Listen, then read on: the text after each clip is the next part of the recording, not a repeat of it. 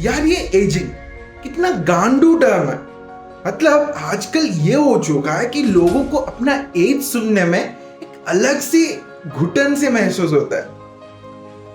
बात तो ये तक आ चुका है कि आंटी बोल दो अगर किसी लड़की को तो वो आपको अंकल बुला लेता है। लड़कियों को अपना एज पूछो, अरे लड़कियों तो भाई गए, लड़कों को भी अगर अपना एज पूछो आजकल तो वो भी नहीं बताते भाई। बात तो ये तक आ चुका है कि मेरे मम्मी को एक बस में एक इंसान ने आंटी बुला दिया। आंटी जो अपना चेयर को पीछे करो। मेरे मम्मी उसकी इंस्टेंट रिप्लाई देती है अंकल, ओके अंकल। मतलब सोचो, फिर मम्मी घर आके मेरे को बोलती है वो होगा अंकल, वो होगा बुढ़ा, मैं नहीं हूं, मैं आंटी नहीं हूं। ठीक है, लोगों को अपना एज को लेके बहुत सी घुटन से महसूस होता है। जब एज बढ़ता रहता है लोगों को अपना करेक्ट एज ना सुनने से अच्छा नहीं लगता। भला मेरे को भी अपना एज करेक्ट एज सुनने में भी अच्छा नहीं लगेगा, पर मैं अगर मैं आपको ये बताऊं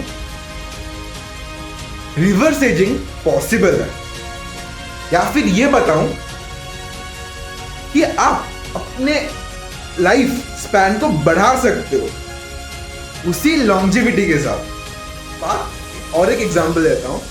मेरा पापा जो है यंग एंड हैंडसम है, पर क्या है कि वो ना कलर्स लगाते नहीं है, हेयर कलर। तो ऑब्वियसली अगर हेयर कलर नहीं लगाओगे तो थोड़ा तो एजेड दिखता है इंसान, है ना।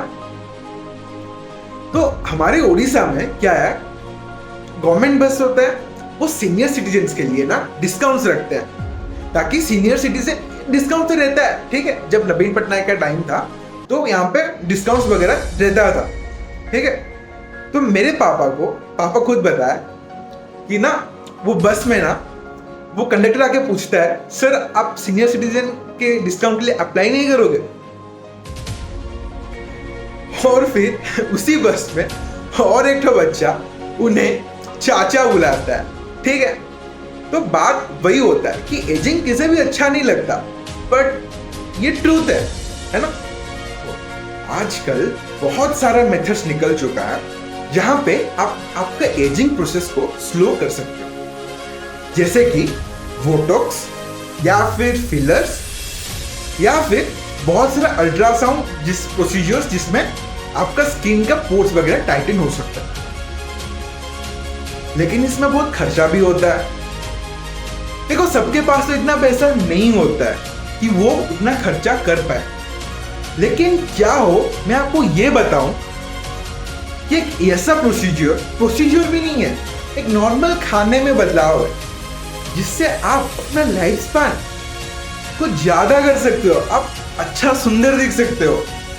नॉर्मल सा चीज है, सब कर सकते हैं, पैसा का बहुत कम जरूरत है। तो चलिए देखते हैं। You heard if you're over the age of 40, well, you're getting sick, you're getting this pain, your eyesight's degrading. But what if we tell you this can be reversed? There are claims that a newly discovered anti-aging therapy can effectively rewind age-related change. देखो, ageing किसी को भी अच्छा नहीं लगता, चाहे वो मैं हूं, मेरा मम्मी हो या फिर वो तुम क्यों ना हो। एजिंग किसे पसंद नहीं है। देखो हम हमारा जो एज को चेंज तो नहीं कर सकते। जो 20 साल होगा उसे मैं ये तो नहीं बोल सकता तो वो भी 10 साल का हो जाएगा, लेकिन जेनेटिकली हम अपने बॉडी को कुछ ऐसे कर सकते हैं, जेनेटिक चेंजेस कर सकते हैं। लेकिन वो जेनेटिक चेंजेस पॉसिबल कैसा है वो हम देखेंगे। देखो एजिंग एक नेचुरल प्रोसेस है, उसे कोई रोक नहीं सकता, उसे डिले किया जा सकता है ना। एजिंग में क्या होता है, बोन मास घट जाता है, मसल मास घट जाता है, स्किन में रिंकल्स दिखने लगते हैं, स्किन का जो पोर्स है वो लूज होता जाता है। जितना एपेटाइट बचपन में था उतना एपेटाइट तुम्हें ओल्ड एज में देखने के लिए नहीं मिलेगा, क्योंकि बॉडी एक डिग्रेडेशन प्रोसेस में अंडरगो कर रहा है ना। देखो एजिंग को क्या हो, अगर मैं आपको ये बताऊं, एज के साथ साथ डायबिटीज भी होता है, हाइपरटेंशन भी होता है, बहुत सारा कुछ डिजीज होता है। इसे प्रिवेंशन करना बहुत जरूरी है। देखो मैं आपको यह बताऊंगा, जो डिजीज आपको आप जब एज कर रहे हो तभी होने वाला था, उसे डिले किया जा सकता है, या फिर ये बोल सकते हो कि उसका चांस को हम बहुत से बहुत मिनिमल लेवल तक डिक्रीज कर सकते हैं, है ना। बड़े चौंकाने वाले बात। पहले ये समझते हैं कि एज के साथ साथ कौन सा डिजीजेस होने का चांसेस बहुत है। ब्रेस्ट कैंसर हुआ, प्रोस्टेट कैंसर हुआ, कोई भी टाइप का cancer, BPH, benign prostate hypertrophy, मतलब तुम्हारा टेस्टिस का मतलब पानी जो लीक करता है ना थोड़ा थोड़ा, मतलब उसका जो स्पिंक्टर है लूज हो जाना, डायबिटीज, मधुमेह रोग, हाइपरटेंशन, ब्लड प्रेशर बढ़ जाना, मोटापा, ये सब चेंजेस तुम्हें एज जब बढ़ता रहेगा वो बहुत जल्दी अट्रैक्ट होते हैं, है ना। क्योंकि बॉडी का उतना कैपेसिटी नहीं होता है कि वो बचपन में जैसा बॉडी एडजस्ट करता था वो बुढ़ापे में भी वही एडजस्ट कर पाए। पर ये पॉसिबल है कि इसे डिक्रीज किया जा सकता है बहुत मिनिमल लेवल तक। तो ये जो स्टेप मैं बोलने जा रहा हूं ये सबके लिए है, चाहे गरीब हो या अमीर हो या फिर दिल के अच्छे हो, ये सबके लिए एप्लीकेबल है। और मैं अपने मन से नहीं बोल रहा हूं, ये हमें पढ़ाया जाता है, ठीक है। मैं बस वही बोल रहा हूं जो हमारे बुक में लिखा है। तो ऐसा तो है नहीं कि मैं जो बोलने जा रहा हूं ये आपको पता नहीं होगा। कुछ ना कुछ तो मैं बोलूंगा जो आपको पता ही होगा, क्योंकि मैं इस दुनिया में का एक प्राणी हूं। पर हाँ, पता होना और उसके पीछे का साइंस, रीजनिंग जानना, दोनों में डिफरेंस है। कुछ चीज को कोई बोला है और उसे पकड़ लेना और उसके पीछे का साइंस जानने में, दोनों में फर्क है, ठीक है ना। देखो 10, 11, 12 जो पढ़ा होगा उसे पता होगा एक टेलोमियर नाम का चीज होता है ना। देखो हमारा एजिंग में सबसे बड़ा रोल प्ले करता है टेलोमियर। टेलोमियर का लेंथ है, वो जब एज होता जाता है टेलोमियर का लेंथ जो होता है वो डिक्रीज होता जाता है, क्योंकि बहुत सारा मेटाबॉलिक प्रोसेस अंडरगोज होता है जिसके लिए टेलोमियर का लेंथ जो होता है वो छोटा होता जाता है। पर अपन को क्या करना है, टेलोमियर का लेंथ को, वो तो छोटा होगा ही, पर वो जो जितना जल्दी होता है उसे थोड़ा स्लो कर सकते हैं। देखो पहला जो रोल प्ले करता है वो एक्सरसाइज होता है। देखो एक्सरसाइज से वो जो टेलोमियर का लेंथ होता है वो थोड़ा कम डिग्रेडेशन होता है, वो थोड़ा कम स्लोली, वो अपना जो शॉर्टनिंग होता है वो धीरे होता है। देखो अपन को पता चल गया कि टेलोमियर बहुत बड़ा रोल प्ले करता है, उसका जो लेंथ है हमारा एजिंग से। लेकिन अभी सवाल यह आता है टेलोमियर का लेंथ को जो डिक्रीज होता है उसका प्रोसेस को कैसे हम स्लो करें। देखो सबसे बड़ा रोल प्ले करता है तुम्हारा एक्सरसाइज, लेकिन एक्सरसाइज में भी सबसे बड़ा जो एक्सरसाइज है वो एरोबिक एक्सरसाइज है, जिसमें आपका हार्ट का रेट बढ़ता है या फिर हार्ट ज्यादा रोल प्ले करता है रादर देन मसल्स, ठीक है। जैसे कि कार्डियो हुआ, कार्डियो थोड़ा ज्यादा हेल्प करता है rather than all the exercises, ठीक है। कार्डियो अगर तुम 40 से 45 मिनट करते हो तो उसका टेलोमियर लेंथ के साथ बहुत ज्यादा कनेक्शन रिसर्च में ये बताया गया है। देखो एक स्ट्रेस फ्री लाइफ, है ना, स्मोक ना करना, अच्छे से 8 घंटा एक दिन में सोना, ये बहुत रोल प्ले करता है तुम्हारा एजिंग के साथ। इन रिवर्स अगर तुम अल्कोहल कंज्यूम करते हो, स्मोकिंग करते हो या फिर तुम रेड मीट या फिर कुछ भी प्रोसेस्ड मीट को खाते हो, तो वो तुम्हारा टेलोमियर का लेंथ को और शॉर्टनिंग करता है, ठीक है। तो ये सब चीज जो अगर कोई करता है तो उसका एजिंग ज्यादा होता है कंपेयर टू जो ये सब नहीं करता है। देखो अभी सवाल ये उठता है कि दो टाइप का पर्सन है, एक जो सेडेंटरी लाइफस्टाइल जीते हैं और एक जो एरोबिक एक्सरसाइज करते हैं। जो एरोबिक एक्सरसाइज करते हैं वो तो सप्लीमेंट के हिसाब से ये सब ले सकते हैं, पर जो सेडेंटरी लाइफस्टाइल भी जीते हैं उनके लिए क्या है।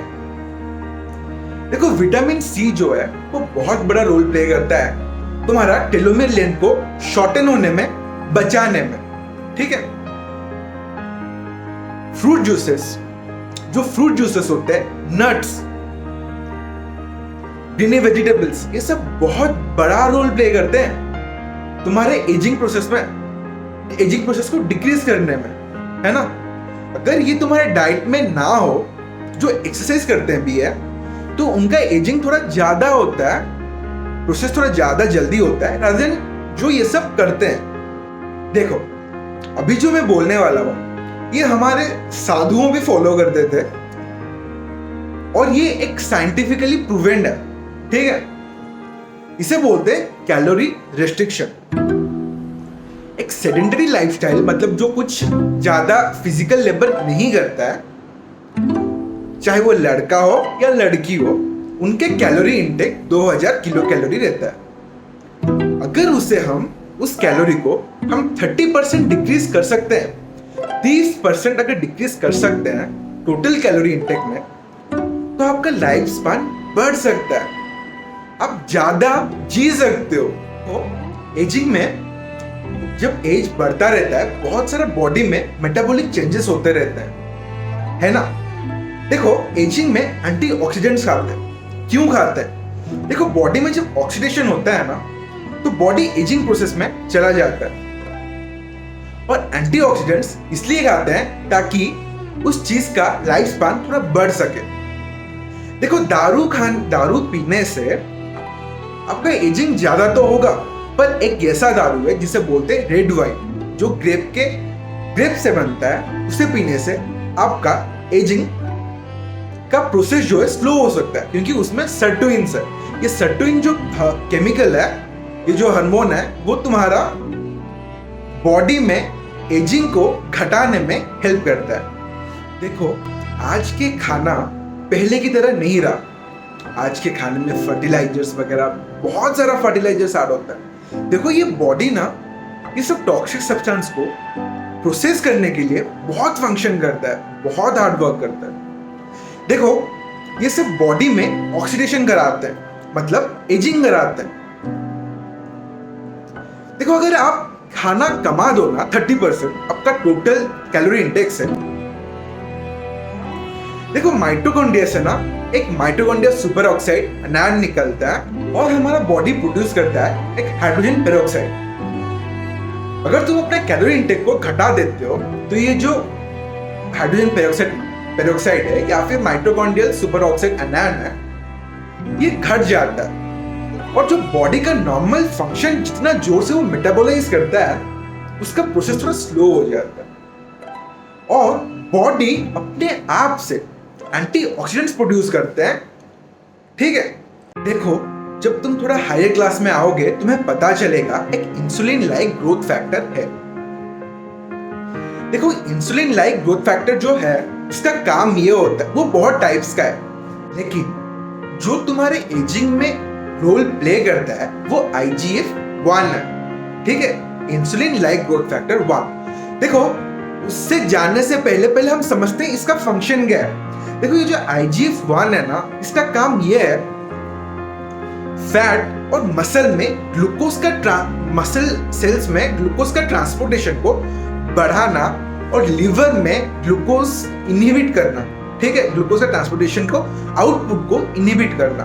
बेसिकली ये करता क्या है, अगर समझ नहीं आया तो ग्लूकोज का जो यूटिलाइजेशन है वो घटा देता है। कि ये जो ग्लूकोज का सिक्रेशन कैसे घटेगा?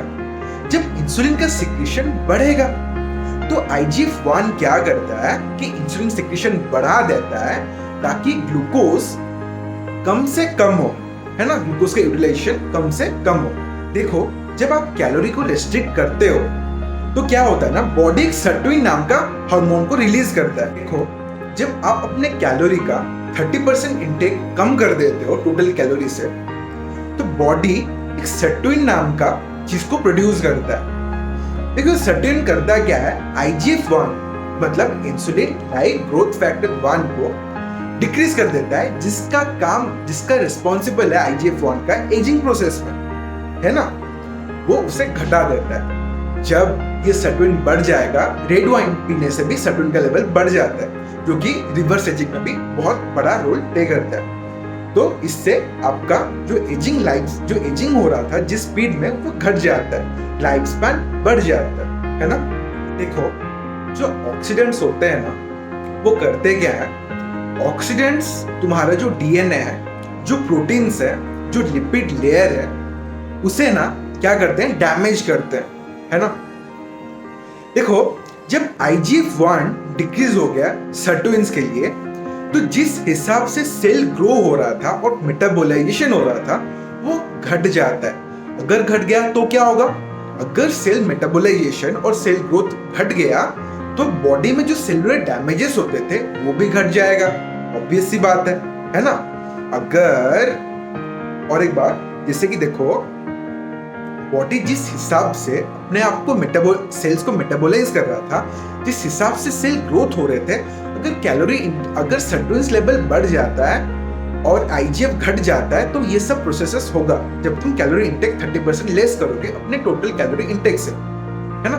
तो जब सर्टोइंस बढ़ेगा ना अपने बॉडी में, जब सर्टोइंस बढ़ेगा, वो बहुत सारा जीन्स को स्टिमुलेट करता है, जिसका प्रोडक्ट में बहुत सारा, उसका प्रोडक्ट्स जो निकलते हैं वो बहुत सारा DNA रिपेयर एंजाइम्स को स्टिमुलेट करता है, जो कि बॉडी में जिसमें ब्रेकडाउन हुआ होगा ऑक्सीडेशन के लिए, वो उसे डिक्रीज कर सके। इसी हिसाब से बॉडी में अगर डैमेजेस ही ना हो तो बॉडी एजिंग भी नहीं करेगा। देखो, ये साइंटिफिकली प्रूव्ड है कि अगर बॉडी में अगर तुम कैलोरी रिस्ट्रिक्शन करते हो 30% ऑफ टोटल कैलोरी इंटेक, तो बॉडी में जो एजेड ऑनसेट ऑफ डिजीज है ना, जो एज के साथ साथ बढ़ते रहते हैं, वो घट सकता है। जैसे कि एग्जाम्पल क्या, वो तो साइंटिफिक रिसर्च में लिखा गया है, हाइपरटेंशन हुआ, तुम्हारा कैंसर्स हुआ, जैसे कि prostate cancer, breast cancer, BPH, benign prostate hypoplasia, diabetes हुआ, हाइपरटेंशन हुआ, हाइपरलिपिडेमिया हुआ, ये सब घट सकता है। तुम्हारे एज जब बढ़ता है ना, ये सब प्रॉब्लम्स दिखाई देता है। पर अगर तुम कैलोरी रिस्ट्रिक्शन करते हो तो ये सब चेंजेस बहुत मिनिमल हो जाते हैं, बहुत लेवल तक डिक्रीज हो जाता है। ये साइंटिफिकली प्रूव्ड रिसर्च है। इस वीडियो से सीखने वाला बात क्या हो, एक्सरसाइज करने से टेलोमेयर का जो शॉर्टनिंग होता है वो कम हो जाएगा, क्योंकि टेलोमेरेज एंजाइम प्रोड्यूस होता है जो कि टेलोमेयर लेंथ को बढ़ाने में हेल्प करता है। और दूसरा बात कि अगर तुम अपने डाइट का 30% कैलोरी घटा देते हो टोटल कैलोरी से, तो आपका लॉन्जिविटी, आपका लाइफ स्पैन, आपका डिजीज होने का चांस उसी एज में बहुत मिनिमल तक घट सकता है। Thank you for watching. That's Ankit.